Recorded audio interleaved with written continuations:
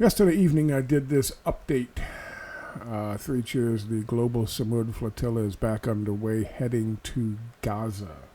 I was very happy to see that, sometime hours after my post yesterday. And apparently, posts from a number of other people on social media, wondering why they were in Crete for so long, or off the coast of Crete for so long. They got underway, and I'm very happy to say that they are still underway. A bit further out,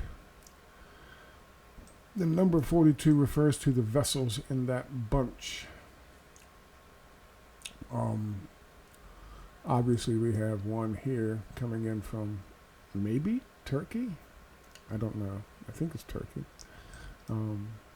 But they are on their way. Good for them. I am hoping, as I said in yesterday's video, that if anything were to happen, that the commanders of the Spanish vessel and the Italian vessel would not just sit back and watch the IDF commit fucking more goddamn crimes against humanity and piracy on the high seas, and they would intervene. I'm hoping that the commanders of these naval vessels are better human beings than the politicians in both Spain and Italy, who have said they're not going to, and they'll just be there to fish bodies out of the water or people out of the water if they can tread water long enough.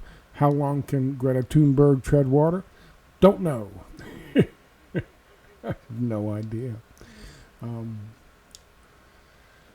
Somebody asked me yesterday about that, and they said, well, Scott, it wouldn't serve their interests to... Hi, how you guys doing? Today's the 28th. It wouldn't serve their interests to sink a boat with Greta Thunberg on it, because that would be bad PR. So is starving Palestinian children to death and using starvation as a weapon of war. So is privatizing the delivery of aid, and then using that as another weapon of war and shooting people who were desperate coming in to get fucking aid. That's also bad publicity. So is fucking bombing a goddamn Hamas delegation that was trying to decide whether they were going to accept a peace deal. So is they just recently killed, I think it was in Lebanon. I think it was in Lebanon or Jordan, Lebanon. A member of Hamas on a motorcycle, and the stray fucking missile hit a family of 6 car, killing 4 of the fucking family members. These are also things that are bad fucking PR. They don't give a rat's ass about bad PR. So is, the death of Charlie Kirk at a certain time when he was, let's say, drifting off the fucking reservation when it came to sucking up to glorious Israel. PR is important to them, but it's not the most important thing.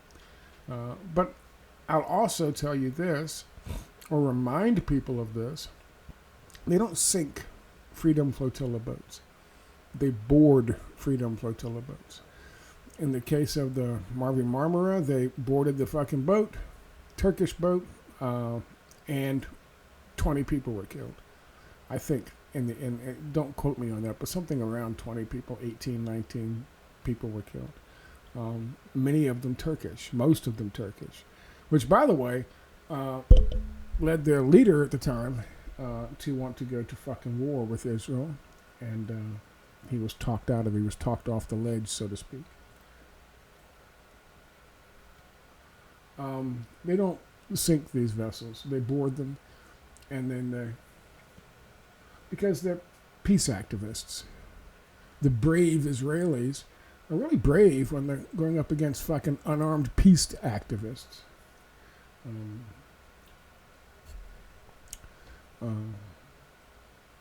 And they take the fucking boats, and they take the fucking aid from the boats, and they usually transport it over to the West Bank, where they give it to settlers. And they laugh about that.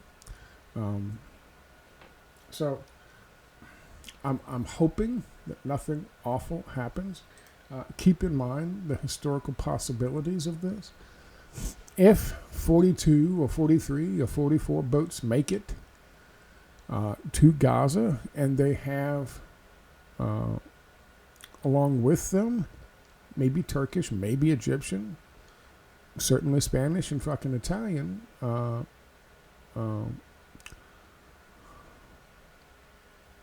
support vessels. They're not going to just drop off the aid and leave. Bye, see you later. This is going to open a corridor. It's going to remain open. So the historic possibilities of this and changing some of the situation in Gaza is there.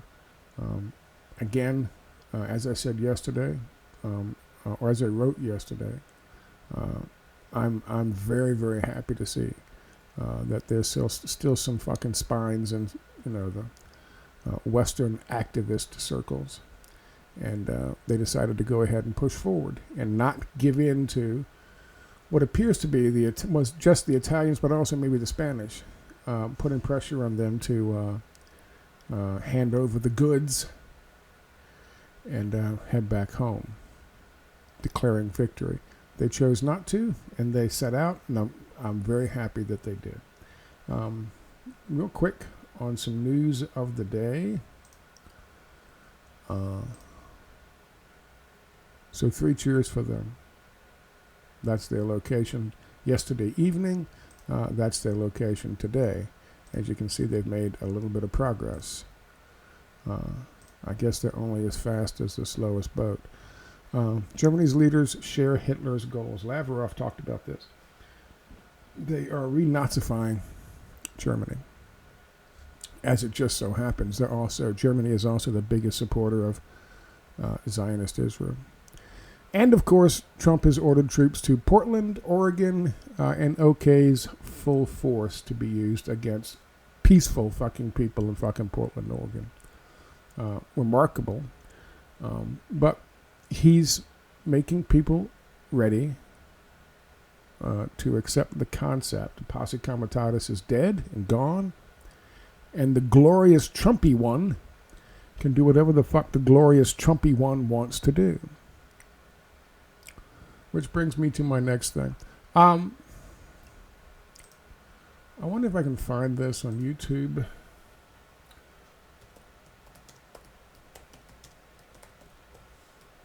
Let me see. I should have, if I was at all prepared for class. I made this video. It was 50 minutes long. It was going to be 50 minutes long. However, it turns out, I think it's this one.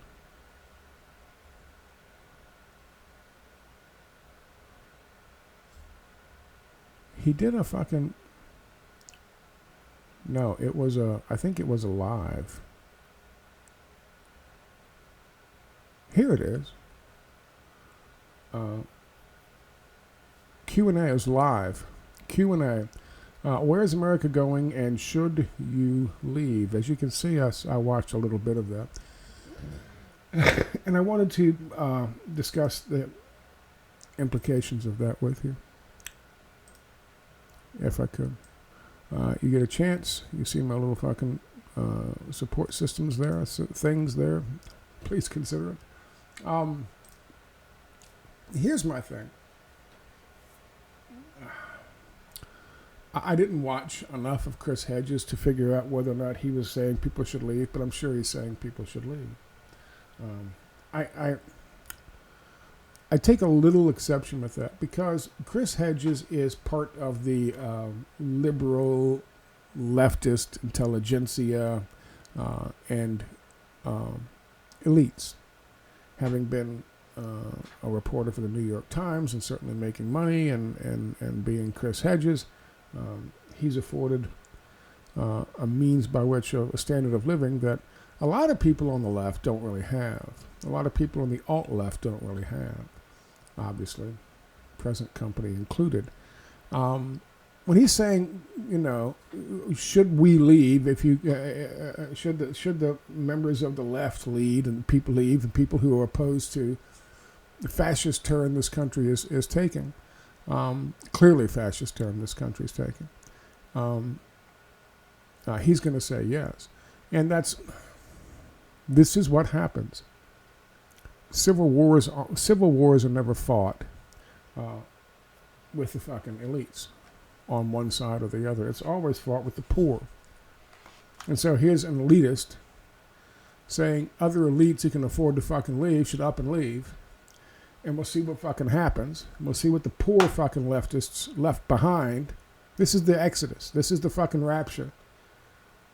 Christopher Hedges is calling for the rapture of the fucking rich and the well-off and the upper middle class leftists.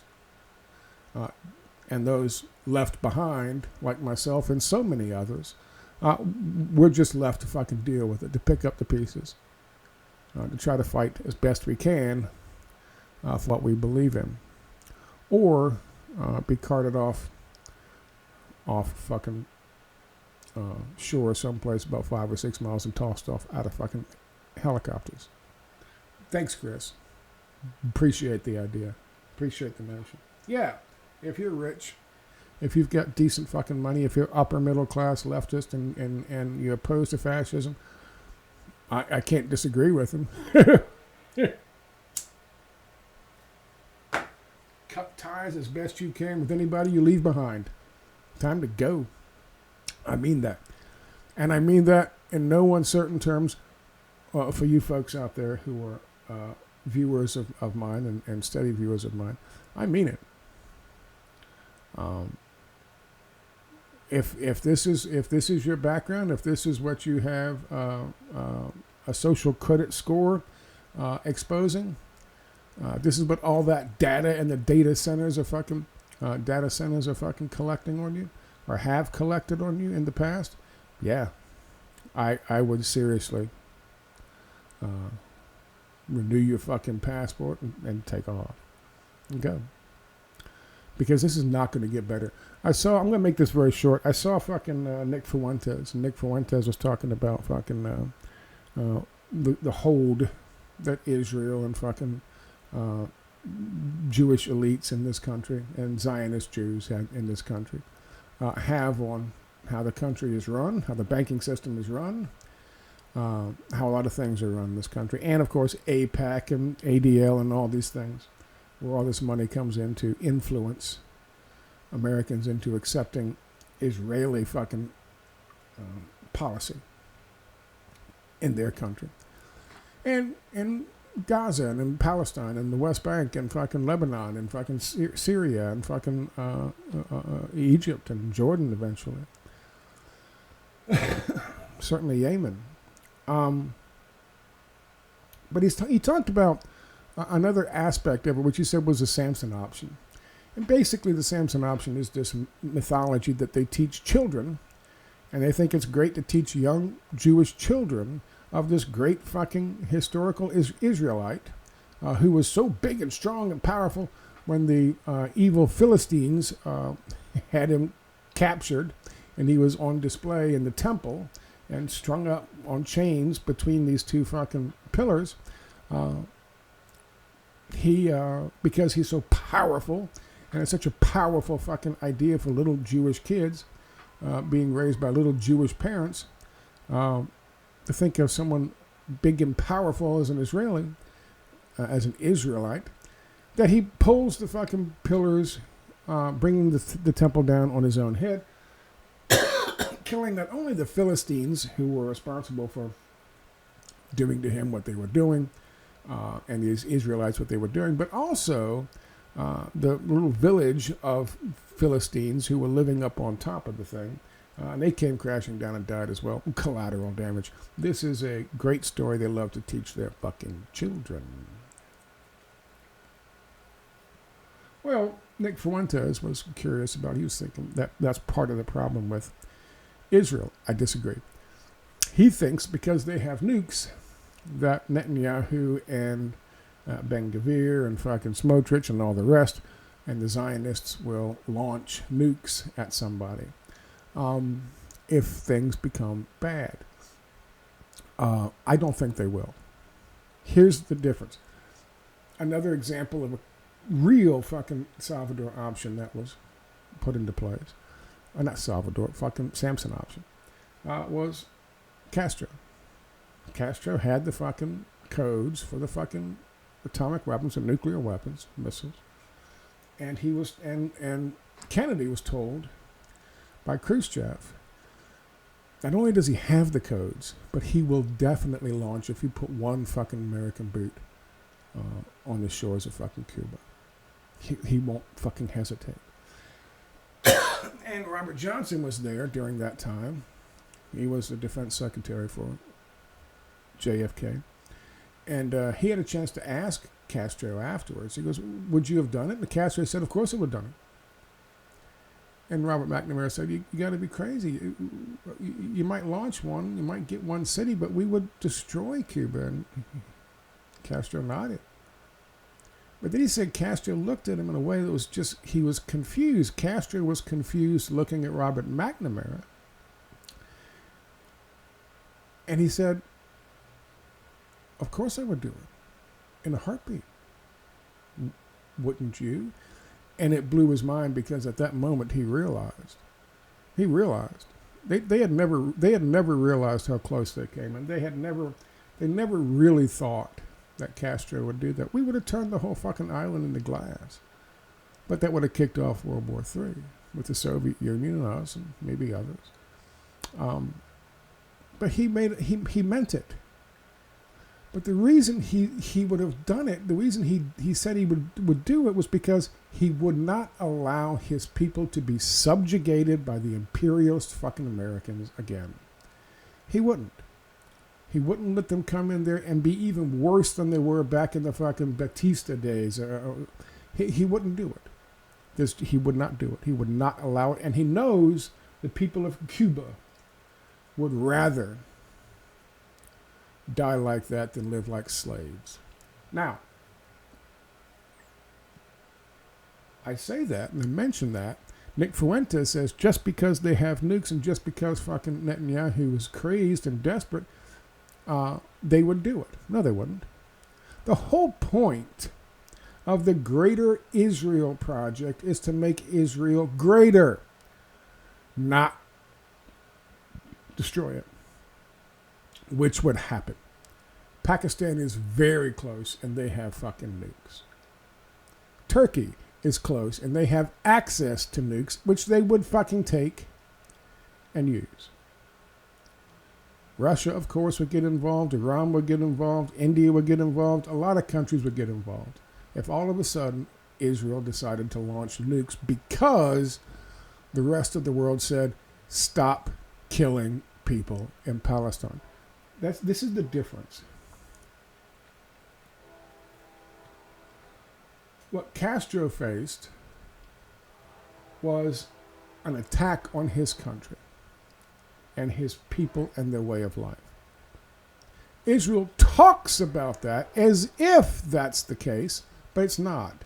What they're faced with is losing the opportunity to expand the borders. No one's talking about invading Israel. No one's talking about telling Israel how they can run their fucking country. They go back to October the 6th, 2023. What was facing Castro was going back to pre-revolutionary fucking Cuba. And Cubans being treated as slaves and being exploited by Western interest, our national interest, a dictator being put in place. There's no comparison. And Netanyahu understands that. Now, Netanyahu might be concerned about his freedom because there will be investigations. Internal investigations, external investigations. There will be a price to pay for what has happened for genocide. And it might involve gallows. It's possible. But Netanyahu, above all else, first of all, he's not stupid enough to think that if he launches nukes, he's signing a death warrant for Israel as a state. He loves the state of Israel. And to preserve the state of Israel, he would not use the Samson option. Because at worst for them, as it is, without the Samson option, all they do is go back to October 6, 2023.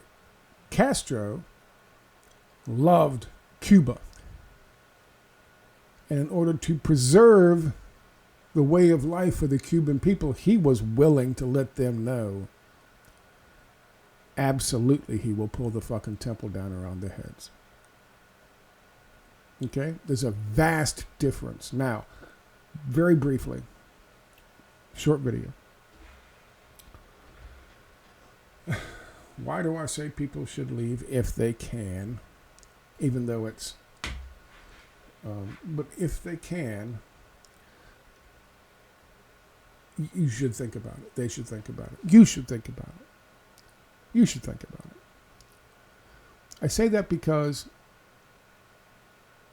the Samson option is not alive and well or even on the table with Israel, but it is here.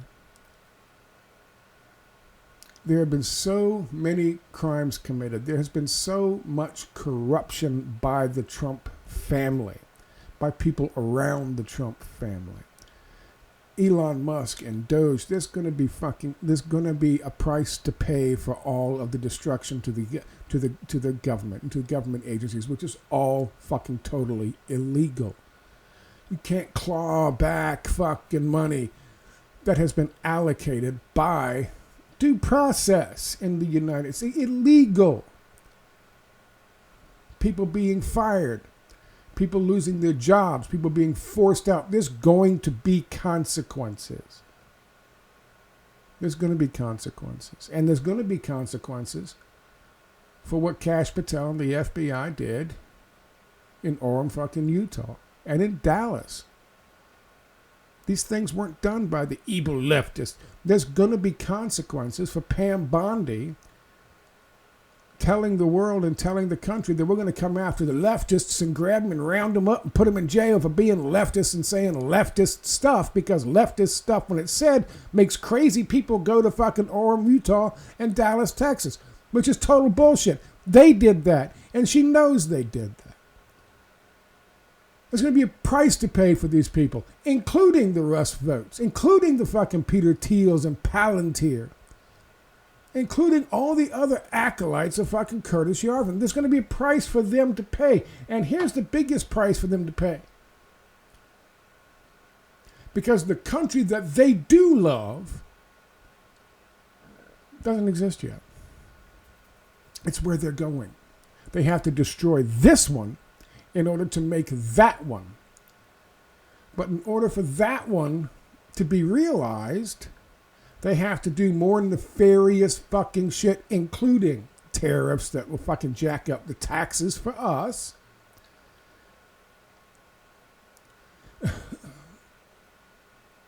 The end of posse comitatus, putting troops on the fucking streets, rounding people up, illegals, legals, people who say the wrong thing about Israel, rounding people up, black bagging them, putting them on fucking planes and shipping them off to wherever the fuck they go, some black site prison someplace. There are 400 who are missing out of fucking Alligator Alcatraz. Look that shit up. That's fascinating. Where did they go? Did we sell them to some country that uses slaves like United Arab Emirates? Who knows? Could be. The point I'm trying to make is they would go with the nuclear option.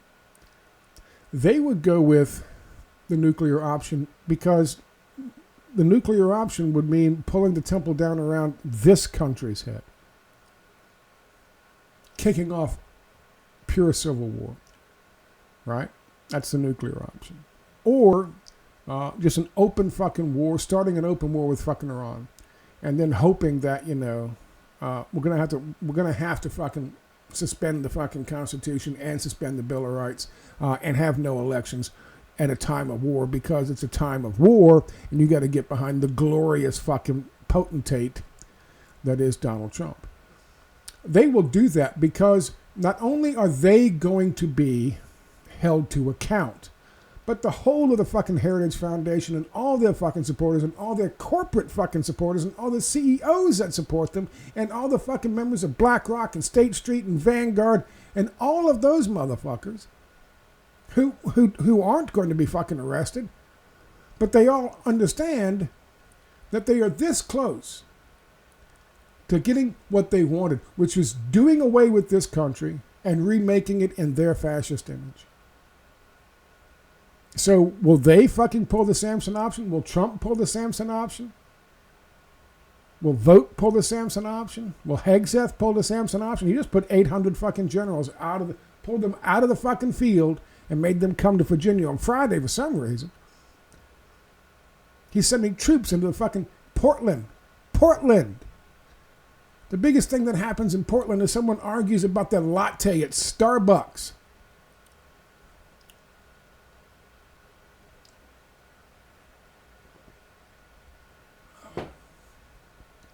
That's the Samson option you have to worry about. And at that point, when they really crack down, money or not, you might not be able to leave. You might not be able to leave. Because that's another thing that happens, is they lock the borders down. Because it doesn't look good if there's a mass exodus out of the country. So, in some ways, I'm offended by what Chris Hedges said, because, of course, all he thinks about is, yeah, if you're a leftist, that means you fucking got lots of money and you can take off whenever you want. You should take off. Fuck you, Chris.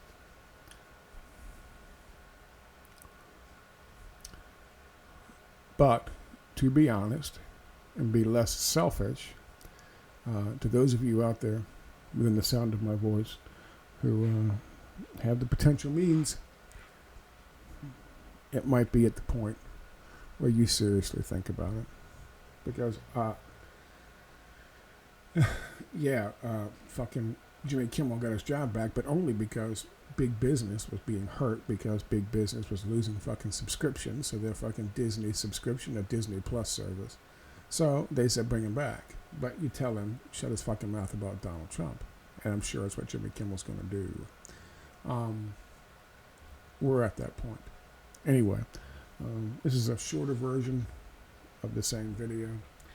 It is Sunday. It is the 28th day of September 2025. I am so happy that they are back underway. I will continue to cover them. My heart goes out to them. I have my fingers crossed for them. Best wishes and Godspeed. I will talk to you later. Bye-bye.